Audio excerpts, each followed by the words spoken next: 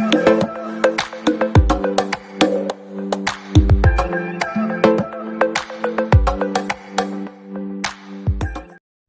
Friends, आपका स्वागत है हमारे आज की वीडियो में।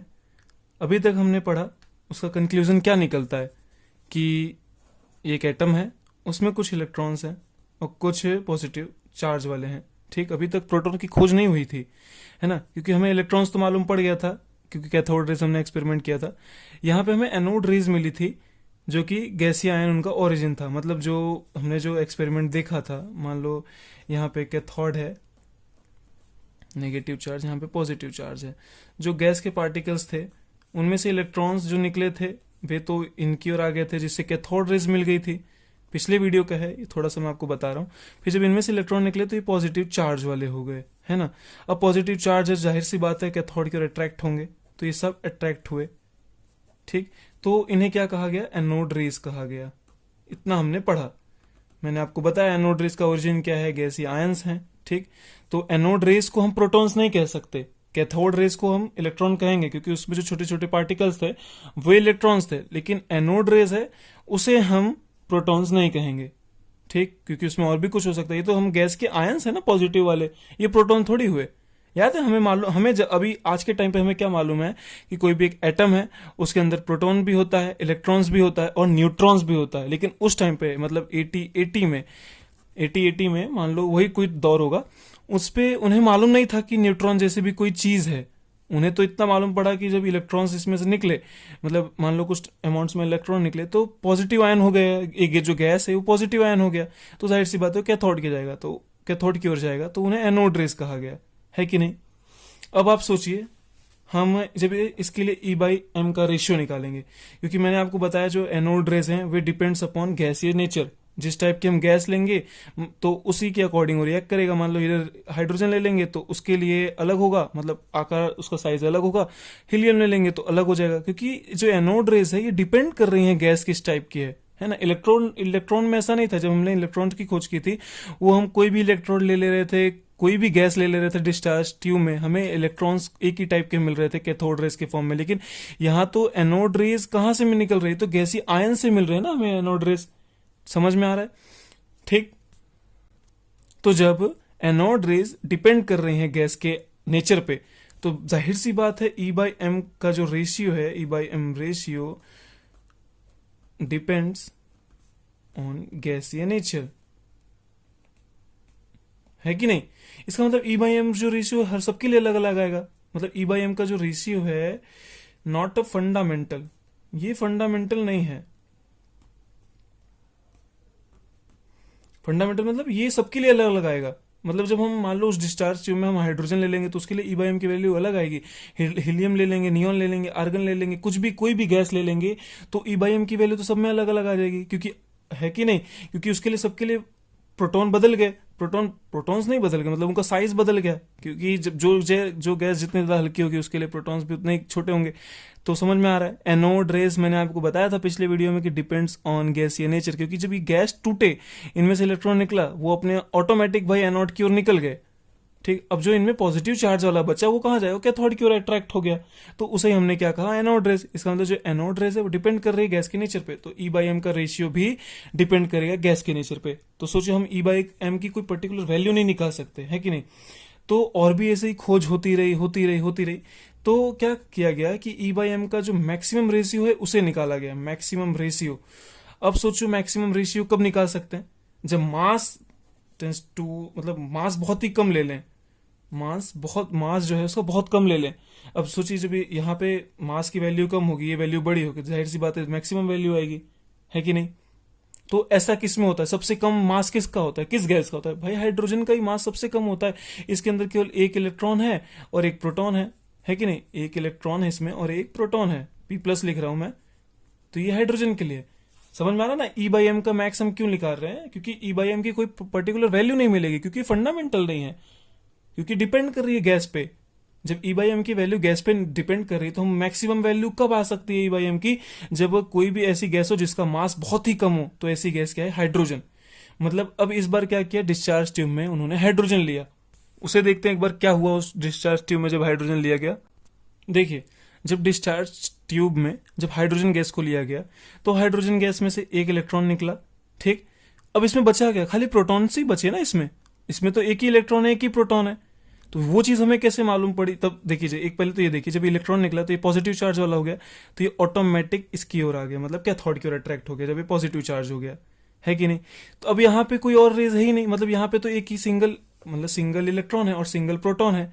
तो यहाँ पे हम कह सकते हैं ये जो एनोड रेज है ओनली फॉर इलेक्ट्रॉन, ये जो एनोड रेज हैं ये क्या है, प्रोटॉन है।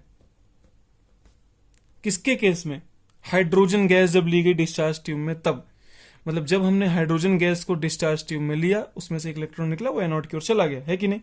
अब ये जो पॉजिटिव चार्ज वाला बचा, जो गैसीय आयन बचा पॉजिटिव चार्ज वाला, वो कैथोड की ओर गया, तो वही क्या था, मतलब उसे ही हमने एनोड रेज का, वो एनोड रेज में ही प्रोटॉन्स हैं ओनली फॉर किसके लिए, हाइड्रोजन गैस के लिए, क्योंकि उसमें एक ही इलेक्ट्रॉन है, एक ही प्रोटॉन है। जब इलेक्ट्रॉन उसमें से निकल गया बचा क्या, एक प्रोटॉन, है कि नहीं। अब एक प्रोटॉन कैसे बचा, आप पूछो सर कि कैसे आपको मालूम पड़ा उस टाइम पे कि एक ही इलेक्ट्रॉन है, एक ही प्रोटॉन है, क्यों, क्योंकि डाल्टन ने क्लियर कर दिया था कि कोई भी जो एटम होता है वो न्यूट्रल होता है, एटम्स आर न्यूट्रल। न्यूट्रल का मतलब उसमें जितना माइनस है उतना ही पॉजिटिव है, समझ में आया ना, जितना उसमें नेगेटिव चार्ज है उतना ही पॉजिटिव चार्ज है। जब उन्होंने हाइड्रोजन गैस को रखा तो उन्होंने क्या चेक देखा कि उसमें से एक ही इलेक्ट्रॉन निकला। अब जाहिर सी बात है जिसमें एक ही इलेक्ट्रॉन निकला तो जाहिर सी बात है उसमें एक ही पॉजिटिव आयन होगा, है कि नहीं, क्योंकि एटम्स आर न्यूट्रल, जितने नेगेटिव वाले होंगे उतने ही पॉजिटिव वाले होंगे। तो उसमें जब एक इलेक्ट्रॉन निकला तो बचा क्या, पॉजिटिव आयन, तो वही खाली कैथोड की ओर गया। तो उस टाइम पे जो एनोड रेस थी, मतलब ये जो एनोड रेस गई वही प्रोटॉन्स थी, इन्हीं प्रोटॉन्स कहेंगे ओनली फॉर हाइड्रोजन। कंडीशन क्या है, हाइड्रोजन गैस ली तभी हमें एनोड रेज मिली खाली, क्यों, क्योंकि मालूम है ना आपको हाइड्रोजन जो गैस है उसमें न्यूट्रॉन नहीं होता, हाइड्रोजन गैस में न्यूट्रॉन नहीं होता। उस टाइम पे वैसे न्यूट्रॉन की खोज भी नहीं हुई थी, इसलिए ये क्लियर हुआ कि प्रोटॉन्स ही जा रहे हैं। ओनली फॉर हाइड्रोजन के केस में ऐसा कहेंगे कि जो एनोड रेज हैं दे आर प्रोटॉन्स, ठीक। ओनली कंडीशन क्या होगी कि ये हाइड्रोजन गैस हो, मैं लिख दे रहा हूं, हाइड्रोजन गैस के ही केस में ऐसा कहेंगे कि एनोड रेज जो है वे क्या है, प्रोटॉन्स। अब E/m की वैल्यू देख लेते हैं। E/m की वैल्यू तो अब सबके लिए अलग अलग आएगी, तो वो निकाल नहीं सकते, तो हमारे पास अब क्या निकालने के लिए बचा, चार्ज।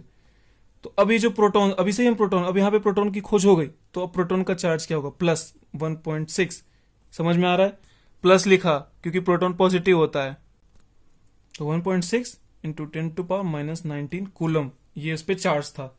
मास कितना मिला हमें प्रोटॉन का, ये सब निकाल दिया गया था, 1.672 इंटू 10⁻⁻27 kg, ये हो गया हमें मास ऑफ, क्या मिल गया, प्रोटॉन का मास, चार्ज में प्रोटॉन का।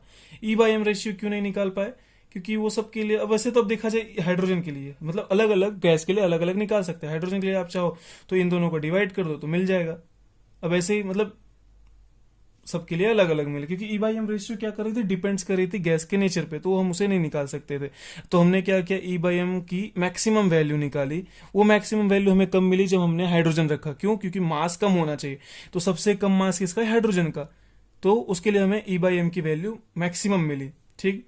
हाइड्रोजन के केस में E/m की वैल्यू मैक्सिमम मिली हमें।